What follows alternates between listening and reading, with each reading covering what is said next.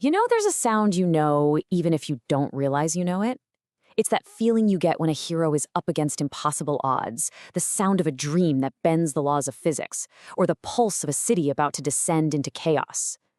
It's really the sound of your movies, and so often, it all comes from one guy. Seriously? Think about it. You've been there, right? You're perfectly safe, just chilling with some popcorn, but your heart is racing, your palms get sweaty. You're literally on the edge of your seat, like you could somehow help the hero escape. What's doing that to you? Well, it's not just what you're seeing. A huge part of that feeling, it's the music.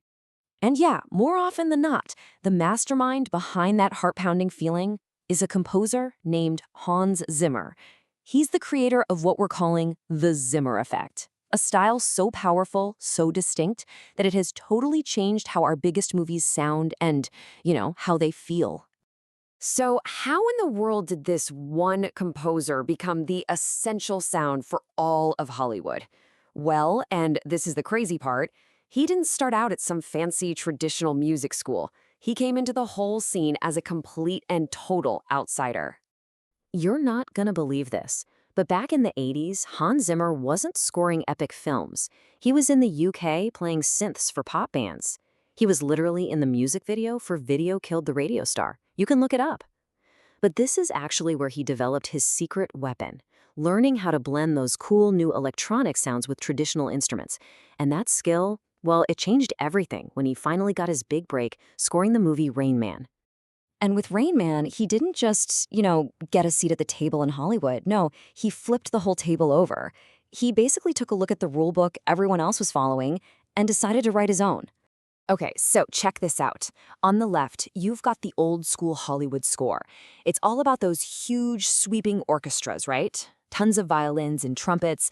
But then, look at what Zimmer did for Rain Man. He brought in modern synthesizers and even steel drums to create this totally unique, kind of poppy, energetic vibe. It was so fresh and so different, and it was the perfect sound for the movie.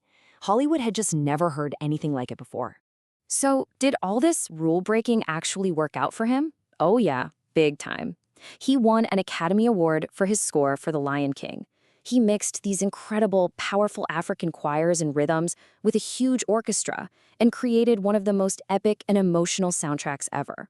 This wasn't just a one-off trick. This proved his new way of thinking was the future of film music. All right, so this brings us to the big question. How does he do it? What are the secrets behind that epic sound? Let's just think of these as the musical cheat codes he uses to crank the emotion in a scene all the way up to 11.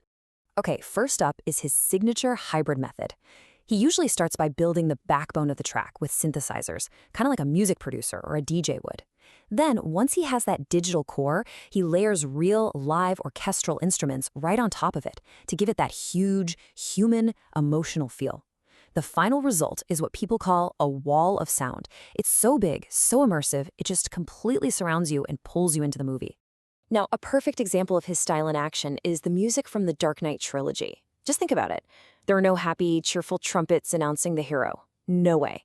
Instead, you get this heavy, aggressive drumming and these intense, repetitive rhythms that just build and build and build the tension. It feels less like a traditional movie score and way more like the music for the final, most intense boss battle in a video game. It's all about that raw, gritty intensity. Now, for one of his coolest tricks, and this is a total audio illusion, it's called the shepherd tone. This thing is basically a psychological hack. It creates the sound of a note that feels like it's rising in pitch forever, but it never actually gets any higher. It's like one of those endless staircases you see in optical illusions, but for your ears. It's specifically designed to make you feel anxious and on edge, and he used it like a weapon to build insane tension in the movie Dunkirk. So how does one guy manage to work on all these huge movies and come up with all these new ideas? Well, the thing is, he doesn't do it alone. He started a studio called Remote Control Productions, which is basically the ultimate creator collab house for film composers. Think of it like a pro gaming team house or a content creator mansion, where all the most talented people get together to bounce ideas off each other and just push the boundaries of what's possible. So when you put it all together, the hybrid orchestra, the intense boss battle percussion, the psychological sound tricks, it all adds up to what we call the Zimmer effect.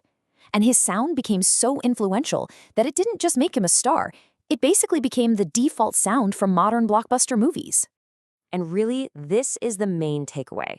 Before Hans Zimmer, orchestras could feel a little, old-fashioned to some people. He was the one who took the raw power and emotion of a classical orchestra and injected it with the energy and attitude of modern rock and electronic music. To put it simply, he made the orchestra cool again. So I've got a challenge for you. The next time you're in a movie theater watching a big action movie, just for a second, close your eyes during a big scene and just listen. Listen for those heavy drums, that blend of synths and strings, that feeling of endless tension. Because now you know the secrets behind it. The only question is, can you hear the Zimmer effect?